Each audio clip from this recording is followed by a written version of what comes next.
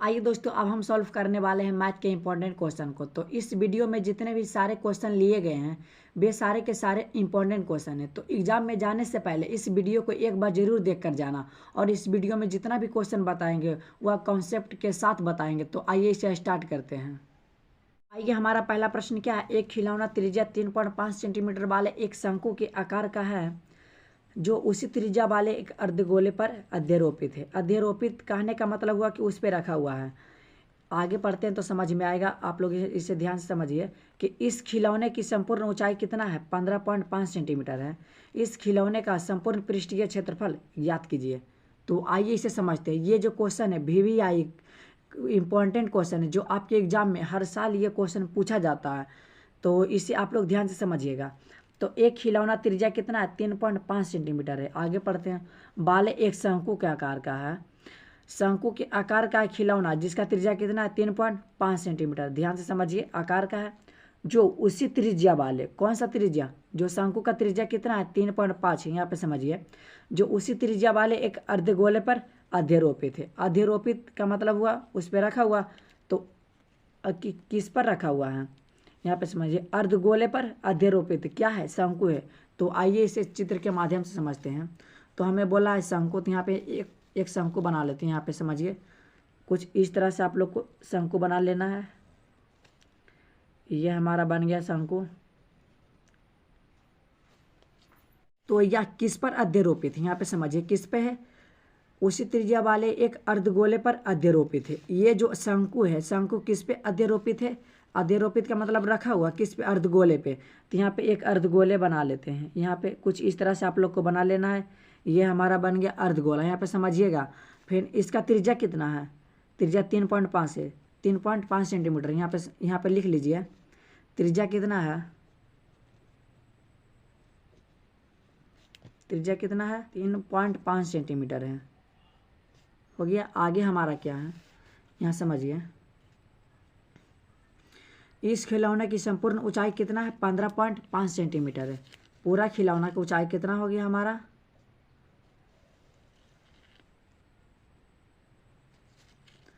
15.5 centimetre हो गया। ठीक। आगे हमारा क्या कहता है, यहाँ पे समझिए, जब ये 3.5 है तो इधर भी हो जाएगा 3.5।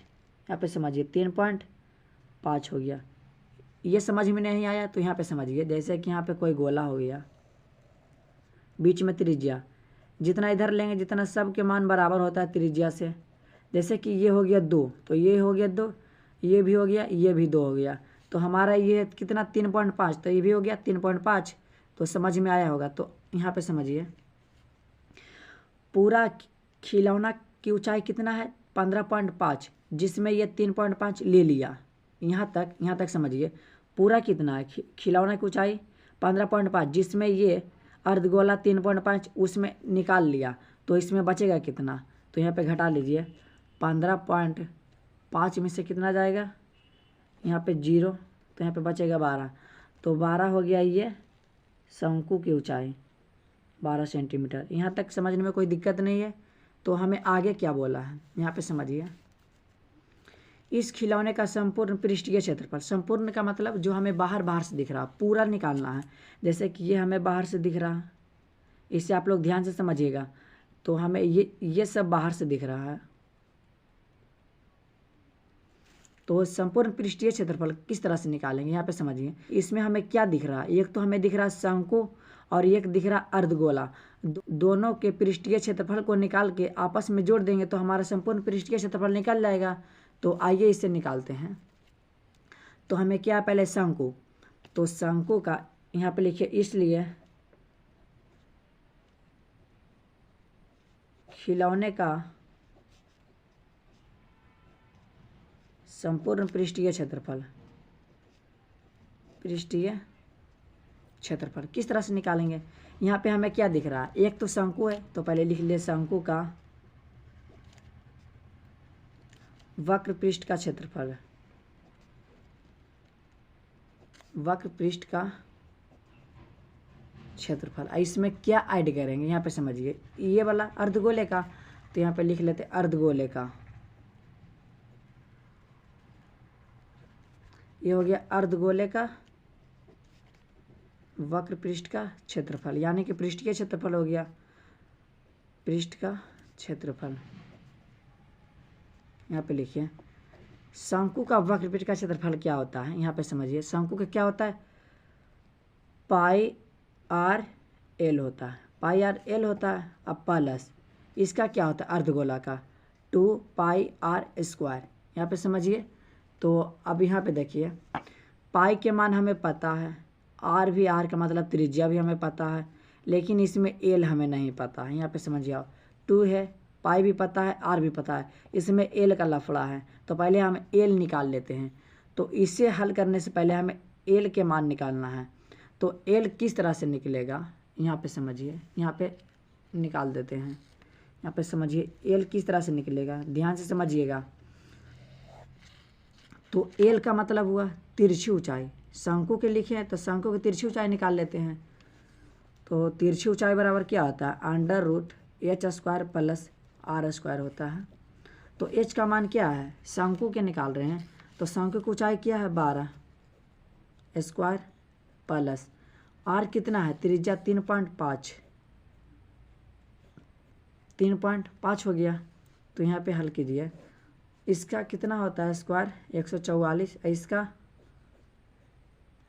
इतना होता है। अब यहाँ पे ऐड कर लीजिए, ऐड करेंगे कितना हो जाएगा 5625 हो जाएगा। अब इसका वर्गमूल किस तरह से निकालेंगे, तो यहाँ पे समझिए इसका पॉइंट हटाते हैं, तो 2 अंक के बाद 2 अंक बैठा देते हैं। यहाँ पे हो जाएगा 5600, 15625 बटा 100। और यहाँ पे देखिए ये किसका वर्गमूल है, 125 का होगा, आप लोग निकाल लीजिएगा। तो 125 का है, यहाँ पे लिख देते हैं 125 का है, 125 के। ये कितना है, 100 का वर्गमूल कितना होता है 10, तो 10। अब 1 अंक के बाद यहाँ दशमलव बैठा देते हैं, तो हो जाएगा 12.5। यहाँ तक आप लोग समझ लिए होंगे। तो आप लोग समझ लिए होंगे। तो अब यहाँ पे इन सब का मान रख देते हैं, आप लोग यहाँ पे ध्यान से समझिएगा। तो पाई का मान हमें क्या है 22/7, त्रिज्या कितना है, त्रिज्या दोनों का सेम है 3.5 इंटू एल का मान अभी कितना निकाले हैं, यहाँ पे समझिए एल का मान कितना हमारा आया है 12.5। तो यहाँ पे लिख लीजिए 12.5। इसे हल करने से पहले यहाँ पे देखिए यहाँ पे क्या चीज़ हमें कॉमन हो रहा है, पहले यहाँ पे कॉमन निकाल लेते हैं। यहाँ पे समझिए पहले कॉमन निकालते हैं। यहाँ पे पाई आर दोनों से कॉमन पहले ले लेते हैं। तो पाई आर जब दोनों से कॉमन लगे तो यहाँ पे क्या बचेगा एल, कॉमन लेने से हल हमें छोटा हो जाएगा करने में। तो यहाँ पे देखिए पाई आर कॉमन, तो यहाँ पे एल, यहाँ पे क्या बचेगा 2 बचेगा, एक आर बाहर निकाल गया तो एक आर बचेगा। तो यहाँ तक समझ लिए होंगे। तो आइए अब इसके मान को रख देते हैं। तो पाई का मान कितना होता है 22/7, त्रिज्या कितना है 3.5, एल कितना भी निकाले हैं 12.5 प्लस 2 इंटू आर का मान 3.5। तो यहाँ पे समझिए यहाँ पे दशमलव हटाइए 10, 7 × 5 = 35, 5 दूना 10, इकट्ठे कितना बार में 11 बार में। ध्यान से समझिएगा 11 और 12.5 प्लस ये हो जाएगा, यहाँ पे हटाइए 10, 5 बार में 5 × 7 = 35, यानी कि 7 आ गया। यहाँ तक समझने में कोई दिक्कत नहीं होगा। तो आइए अब इसे आगे बनाते हैं। यहाँ पे समझिए अब इसके आगे क्या करेंगे, यहाँ पे समझिए पहले ये हो गया हमारा 11। अब इसे ऐड करते हैं तो हो जाएगा 12 7 कितना 19। तो अब इसे गुना करते हैं, गुना करने पर क्या आता है, गुना करने पर हमें इतना आया है, आप लोग इसे गुना कर लीजिएगा। तो ये हो गया आपका आंसर। तो आप लोग इस क्वेश्चन को कम से कम 2 से 3 बार देखिए, ये काफ़ी इम्पोर्टेंट क्वेश्चन है। तो आइए हमारा अगला प्रश्न क्या है इसे समझते हैं। आइए हमारा अगला प्रश्न क्या है, एक पेडेस्टल के शिखर पर एक 1.6 मीटर ऊंची मूर्ति लगी है। भूमि के एक बिंदु से मूर्ति के शिखर का उन्नयन कोण कितना है 60 डिग्री, और उसी बिंदु से पेडेस्टल के शिखर का उन्नयन कोण कितना है 45 डिग्री है। पेडेस्टल की ऊंचाई ज्ञात कीजिए। तो आइए इसे समझिए। तो हमें क्या बोला है, एक पेडेस्टल के शिखर पर एक 1.6 मीटर ऊंची मूर्ति लगी है। हमें पहले क्या बोला, पेडास्टल, तो हमें एक पहले पेडास्टल को बना लेते हैं। तो यहाँ पे समझिए ये हो गया हमारा, कुछ इस तरह से आप लोग को पेडास्टल को बना लेना है। ये बन गया क्या, पेडास्टल। तो हमें आगे क्या बोला, पेडास्टल के शिखर पर, पेडास्टल के शिखर ये हो गया, ध्यान से समझिए, ये हो गया पेडास्टल के शिखर पर 1.6 मीटर ऊंची मूर्ति लगी है। इस पर 1.6 मीटर ऊंची मूर्ति लगा देते हैं। तो 1.6 मीटर क्या है, ये हमारा मूर्ति है, ये हो गया हमारा मूर्ति। यहाँ तक समझने में कोई दिक्कत नहीं है, आप लोग ध्यान से समझिएगा। अब इसके आगे क्या बोला, भूमि के एक बिंदु से, यहाँ पे कोई भूमि के कोई भी बिंदु ले लीजिए। तो हम ले लेते हैं बिंदु ये वाला, ठीक। अब आगे हमें क्या बोला, भूमि के एक बिंदु से मूर्ति के शिखर का उन्नयन कोण कितना, 60। ये भूमि के एक बिंदु से मूर्ति के शिखर का उन्नयन कोण कितना है, 60 डिग्री है। तो ये हो गया हमारा 60 डिग्री। यहाँ तक समझने में कोई दिक्कत नहीं। जब ये भूमि है तो इसे मिला देते हैं, भूमि पे ही तो पेडास्टल रहेगा। तो ये हो गया हमारा भूमि। तो हमें आगे क्या बोला है, और उसी बिंदु से, कौन सा बिंदु, यही बिंदु से, और उसी बिंदु से पेडास्टल के शिखर, पेडास्टल के शिखर ये हो गया, पेडास्टल के शिखर का उन्नयन कोण 45, अबरी 45 है इस बार। तो 45 हो गया हमारा, कितना हो गया, 45। अब इसके बाद हमें क्या बोला है, पेडास्टल की ऊंचाई याद करें। तो पेडास्टल हमारा क्या है, ये हो गया, ये हो गया हमारा पेडास्टल, पेडास्टल हो गया। अब इसके आगे क्या करना है, इसका पहले नामकरण कर देते हैं, ए बी सी, ये हो गया हमारा डी। तो जिसे हमें निकालना है उससे पहले मान लेते हैं, माना कि पेडास्टल की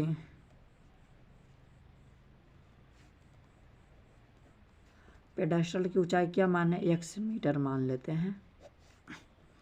तो हो गया x मीटर, तो यहाँ पे x। तो अब यहाँ पे समझिए, हमें निकालने के लिए क्या बोला है, पेडास्टल की ऊंचाई। तो ये कैसे निकलेगा, तो इसमें दो त्रिभुज बन रहा है, एक तो बन रहा है ABC, एक बन रहा है DBC। तो पहले हम छोटा वाला त्रिभुज से चलते हैं, आप चाहते तो बड़ा वाला त्रिभुज चल सकते हैं। तो हम पहले छोटा वाला त्रिभुज चलते हैं। तो छोटा वाला त्रिभुज क्या है, त्रिभुज कौन, DBC में। तो जब लंब और आधार से चलेंगे तो tan थीटा, तो tan थीटा बराबर क्या होगा, लंब बटा आधार। आप चाहते तो आधार बटा लंब से भी चल सकते हैं, इसमें किसी भी प्रकार से आप लोग चल सकते हैं। तो आंसर वही आएगा। तो tan थीटा जगह पे कितना लेंगे, 60 लेंगे या 45, 45 लेंगे, कहा कि छोटा त्रिभुज चल रहे हैं 45 से।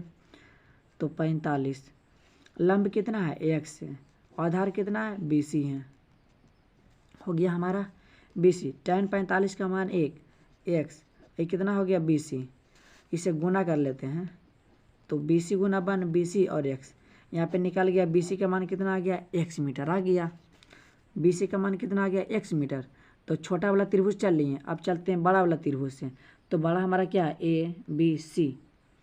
तो इसमें भी tan थीटा लगेगा। अब यहाँ देखिए कि BC का मान कितना आ गया, x। तो अब कौन सा त्रिभुज में चलते हैं, तो यहाँ पे त्रिभुज आएगा ABC। अब बड़ा वाला त्रिभुज में चलते हैं, तो लंब और आधार से चलेंगे, तो इसमें भी tan थीटा लगेगा। तो यहाँ पे लगा दीजिए tan थीटा, यहाँ पे समझिए tan थीटा, यहाँ पे लिख लीजिएगा त्रिभुज कौन, ABC में, यहाँ पे लिख लीजिएगा tan थीटा बराबर क्या होता है, लंब बटा आधार, लंब बटा आधार हो गया हमारा। तो अब यहाँ समझिए कि लंब का मान कितना है, tan, और थीटा जगह पे कितना लेंगे, यहाँ पे समझिए थीटा जगह पे कितना लेंगे। तो अब ये बड़ा वाला त्रिभुज चल रहा है, छोटा वाला त्रिभुज में 45 है, अब बड़ा वाला त्रिभुज में 60 है। तो इस बार हमें 60 लेना है। तो tan के जगह पे कितना देंगे, थीटा की जगह पे 60, लंब कितना हो जाएगा 1.6 प्लस x, अब बटा आधार कितना है BC, BC का मान कितना है x। तो यहाँ पे समझिए कि 1.6 प्लस x कैसे आया, यहाँ पे समझिए अगर हम इसमें बड़ा त्रिभुज में चलें तो पूरा जुटेगा, ये थोड़ी क्या होगा, ये पूरा हो जाएगा हमारा 1.6 प्लस x दोनों जुट के हो जाएगा BC। तो वही लिखे हैं, लंब में लिखे हैं ये वाला। तो tan 60 का मान कितना होता है, √3 होता है और 1.6 प्लस x बटा x। अब इसे तिरछा तिरछी गुना कर लेते हैं, तो गुना करने के बाद क्या आता है, √3 ये हो जाएगा x 1.6 प्लस x। अब इसके बाद क्या करेंगे, यहाँ पे देखिए कि x प्लस में है, इधर भेज देते हैं माइनस में, तो हो जाएगा √3x माइनस कितना हो जाएगा x, अब बराबर कितना 1.6। अब यहाँ पे देखिए x दोनों से कॉमन ले लेते हैं, जब कॉमन ले लेंगे x कॉमन तो यहाँ पे क्या बचेगा √3 माइनस 1, अब बराबर में 1.6। यहाँ तक समझने में कोई दिक्कत नहीं है। तो हमें x के मान निकालना है, तो इसे बटा में भेज देते हैं, तो x बराबर क्या हो जाएगा 1.6, अब बटा में √3 माइनस 1। तो अब इसके परमेकरण कर देते हैं, तो परमेकरण कैसे होगा, यहाँ पे समझिए, ये माइनस में ऊपर जाएगा तो प्लस में और नीचे भी हो जाएगा प्लस में, ठीक। अब नीचे फार्मूला है a minus B into A plus B बराबर क्या होता है, A square minus B square होता है। तो यहाँ पे समझिए कि x बराबर क्या आ गया, x बराबर ऊपर ऊपर गुना, तो 1.6 3 रूट प्लस 1 ए स्क्वायर माइनस बी स्क्वायर, तो ए स्क्वायर, तो स्क्वायर से पावर ख़त्म हो जाएगा, बचेगा 3 और माइनस 1.6 √3 प्लस 1। अब घट के कितना आ जाएगा 2, 2 8 16, कितना बार में 0.8 बार में काटा, तो हो जाएगा 0.8 इंटू √3 प्लस 1। तो ये हो गया आपका आंसर। तो ये भी क्वेश्चन आपके एग्ज़ाम के काफ़ी इम्पोर्टेंट है, तो इसे आप लोग 2 से 3 बार ज़रूर बनाइएगा। तो आइए हमारा अगला प्रश्न क्या है cos a बटा 1 प्लस साइन ए प्लस 1 प्लस साइन ए बटा cos ए बराबर 2 sec a। हमें इसे बनाकर इतना लाना है, सिद्ध करना है, इसे बनाकर इतना लाना है। तो आइए इसे किस तरह से बनाते हैं। इसे बनाने से पहले आप लोग एक बात ध्यान में रखिएगा कि अगर आप लोग को इस तरह से क्वेश्चन मिल जाए, अगर बटा में इस तरह से रहे तो इसका परमेकरण कर दीजिएगा। इतना तक समझ में आया। अगर बटा में कुछ इस तरह से रहे तो आपको उसको सबसे पहले परमेकरण कर देना है। ये नहीं होगा परमेकरण, काहे कि ये ऊपर में है, अगर बटा में रहता तो परमेकरण करेंगे। तो यहाँ पे समझिए, यहाँ पे लिख लेते हैं पहले LHS। हमारा LHS क्या है, cos a बटा कितना है 1 प्लस साइन ए प्लस कितना है 1 प्लस साइन ए, और बटा में कितना है cos ए। हमें सिद्ध करके कितना लाना है, इतना लाना है। तो इसे आप लोग ध्यान से समझिए। हम क्या बोले हैं कि बटा में अगर इस तरह से दिखे तो उसे परमेकरण करना है, और ये बटा में नहीं है तो इसे परमेकरण नहीं करना है, इसे ऐसा ही छोड़ देना है। तो यहाँ पे लिखिएगा कि cos a बटा 1 प्लस साइन ए। तो परमेकरण कैसे होता है अभी बताएं, कि ये प्लस में तो ऊपर हो जाएगा माइनस में और नीचे भी माइनस में, काट देंगे बात बराबर हो जाएगा। तो इसे नहीं करना है, इसे ऐसा ही उतार ले जाना है।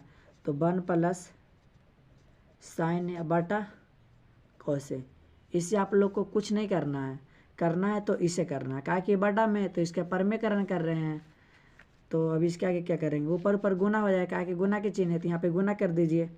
तो cos ए इंटू कितना हो जाएगा 1 माइनस साइन ए, अब बटा में कितना हो जाएगा, नीचे फार्मूला है, जब भी परमेकरण कीजिएगा तो नीचे ये फार्मूला बैठेगा, ए प्लस बी इंटू ए माइनस बी बराबर क्या होता है A square minus B square. तो 1 के स्क्वायर 1 और माइनस और बी स्क्वायर, तो साइन स्क्वायर ए। इसे कुछ नहीं करना है, बस इसे उतारते ही जाना है। तो साइन ए अब बटा कितना हो जाएगा cos ए। इतना तक समझने में कोई दिक्कत नहीं होगा। तो आइए अभी इसे आगे हल करते हैं, तो ध्यान से समझिए।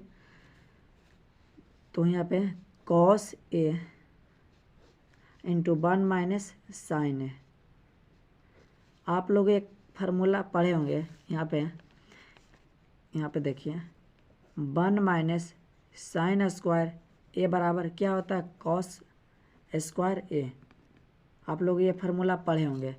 तो यहाँ पे देखिए एक क्या स्क्वायर एक होता है, तो 1 माइनस साइन स्क्वायर ए बराबर क्या होता है, कॉस स्क्वायर ए। तो यहाँ पे लिख देते हैं कॉस स्क्वायर ए। यहाँ तक समझने में कोई दिक्कत नहीं, प्लस इसे ऐसा ही उतारते जाना है,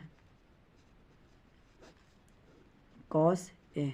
ठीक, अब इसके बाद क्या करना है, यहाँ पे देखिए नीचे 2 कॉस है, ऊपर 1 कॉस है, तो ये और ये एक कट जाएगा, तो नीचे एगो बचेगा, तो बचेगा 1 माइनस साइन ए। अब बाटा नीचे 1 कॉस बचा, तो कॉस ए प्लस क्या लिखेंगे, 1 प्लस साइन ए बाटा क्या है, कॉस ए। अब यहाँ पे नीचे दोनों का सेम आ गया, तो इसके एलसीएम लीजिए तो हो जाएगा कॉस ए, कॉस ए। तो कॉस ए गुना 1, कितना बार में कॉस ए आएगा, एक बार में, तो 1 गुना करेंगे तो इतना ही रहेगा, 1 माइनस साइन ए, ये भी इतना ही रहेगा, तो 1 प्लस साइन ए। और यहाँ पे देखिए कट रहा है, यहाँ पे देखिए साइन के आगे एक माइनस है एक प्लस है, तो ये से ये कट गया, तो हमारा क्या आ गया, 1 और 1 कितना आया, 2। अब बटा कितना होता है, कॉस ए। तो हमें सिद्ध करके लाना है क्या, यहाँ पे समझिए कि सिद्ध करके हमें लाना है 2, तो 2 सेक लाना, हमें 2 हमारा आ गया लेकिन सेक नहीं आया, तो सेक कैसे आएगा, यहाँ पे समझिए। आप लोग एक फार्मूला और पढ़े होंगे, यहाँ पे कॉस ए बराबर क्या होता है, 1 बटा सेक ए। तो इसे इस तरह से लिख सकते हैं, 2 इंटू 1 बटा कॉस ए, 2 गुना 1 2 ये होगा, 1 से गुना करेंगे तो उतना ही रहेगा, तो 1 बटा कॉस ए बराबर क्या होता है, यहाँ पे समझिए। अगर हम यहाँ से सेक निकालते हैं, अगर यहाँ से सेक निकालते हैं तो हो जाएगा ये, वही चल जाएगा बटा में, तो कॉस ए। तो वही हो गया कि 1 बटा कॉस ए बराबर क्या है, सेक, तो यहाँ पे लिख सकते हैं 2 सेक ए। तो यही हो गया आपका, प्रूफ हो गया, साबित हो गया। तो ये भी क्वेश्चन आपके एग्ज़ाम से काफ़ी इम्पोर्टेंट है, तो इसे भी आप लोग 1 से 2 बार ज़रूर बनाइए। तो आइए हमारा अगला प्रश्न क्या है, तो ये भी क्वेश्चन उसी तरह है, आप लोग इसे बना के इसका आंसर कमेंट में कीजिए। इसमें भी बटा में इसी तरह, तो इसका भी परिमेयकरण करके इसका आंसर आप लोग कमेंट में कीजिए। तो आइए हमारा अगला प्रश्न क्या है, इसे समझते हैं। यदि किसी एपी के तीसरे और 9वें पद क्रमशः 4 और -8 हैं, तो इसका कौन सा पद शून्य होगा। तो इसे ध्यान से समझिए कि यदि किसी एपी के तीसरे पद और 9वें पद क्रमशः, इसमें पहले क्या है तीसरे, और इसमें क्या है पहले 4, यानी कि तीसरे पद क्या है 4 और 9वें पद कितना है -8। तो पहले तीसरे पद क्या है, तीसरे पद कितना है 4, तो तीसरे पद बराबर क्या लिख सकते हैं, ए किससे कम, ए प्लस 2d बराबर 4। तो यहाँ से अगर ए के मान निकाल लेते हैं तो 4 माइनस 2d, ठीक, इसे समीकरण 1 मान लेते हैं। यहाँ तक समझने में कोई दिक्कत नहीं। तीसरा पद हमारा खत्म हो गया। अब आइए 9वां पद पर चलते हैं।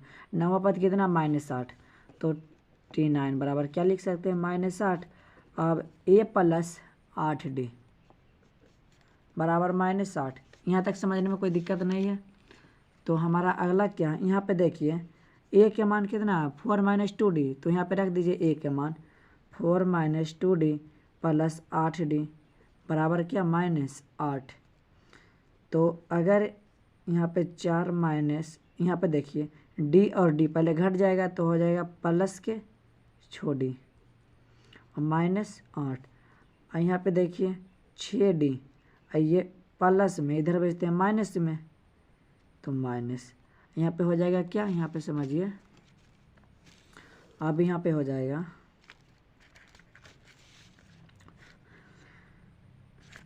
तो ये घट के कितना आ जाएगा, जोड़ेंगे तो -8 -4, तो -8 4 तो 12 हो जाएगा। तो 6d बराबर क्या हो जाएगा -12, 6 दूना 12, तो d बराबर क्या आ गया -2। अब d के मान समीकरण 1 में रख देते हैं। अगर हम यहाँ d के मान यहाँ पे रखते हैं तो -2, तो यहाँ पे देखिए क्या a बराबर 4 - 2 और d के मान -2 4 और माइनस गुना माइनस प्लस और 2 दूना 4, तो ये बराबर कितना आ गया 8। ए और डी के मान निकल गए। अब इसके आगे हमें क्या बोला है, इसका कौन सा पद शून्य होगा। कौन सा पद जब भी बोले तो टी एनमा पद, कौन सा पद तो टी एनमा पद, तो टी एनमा पद शून्य होगा। काय कि हमें बोला कौन सा पद शून्य होगा, तो टी एन बराबर क्या होता है formula, a plus n minus 1 into d बराबर 0। यहाँ तक समझने में कोई दिक्कत नहीं है। तो आगे ए का मान कितना है, ए का मान आया 8 प्लस एन का मान कितना है नहीं पता है, इंटू डी का मान कितना है -2 और 0। यहाँ पे समझिए प्लस में है, प्लस में इधर भेजते हैं माइनस में, तो एन -1 इंटू -2, ये प्लस में नहीं जाएगा तो माइनस में, तो माइनस माइनस काटा 2 चक्का 8 काटा, तो यहाँ पे क्या बचा n -1 बराबर 4। तो ये माइनस में इधर भेजते प्लस में, तो हम आ गया क्या, तो एक माइनस में इधर भेजते प्लस में, तो n बराबर क्या आ गया 5। तो इसका राइट आंसर क्या हो जाएगा 5 हो जाएगा। तो इससे भी आप लोग समझ लिए होंगे। तो यह वीडियो थोड़ा सा लॉन्ग होते जा रहा है, इसलिए इस वीडियो को इतना ही तक छोड़ देते हैं। इसके अगले पार्ट में इसके अगले क्वेश्चन को लाएंगे। तो जय हिंद जय भारत दोस्तों।